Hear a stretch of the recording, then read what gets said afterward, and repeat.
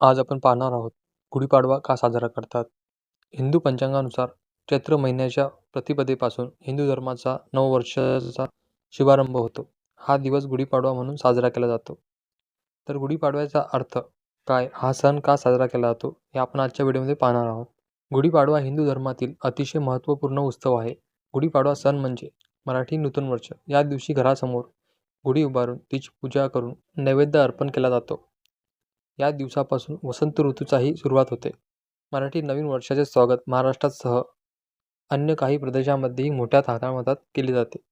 तर हिंदू धर्मातील 3.5 शुभ मुहूर्तापैकी गुढीपाडवा हा सण देखील एक शुभ मुहूर्त आहे. या दिवशी नवीन कार्याची सुरुवात करणे शुभ मानले जाते. तसेच प्रभू श्रीराम 14 वर्षे वनवास करून माता सीतासह आपल्या नगरीमध्ये परतले होते. तो दिवसही चैत्र शुक्ल प्रतिपदेचा होता. म्हणून या दिवशी आनंदोत्सव साजरा केला जातो. दुसरीकडे ब्रह्मदेवाने चैत्र शुक्ल प्रतिपदेपासून सृष्टी निर्माण केली होती. या कारणामुळे हा दिवस संवत्सराचा पहिला दिवस ठरला.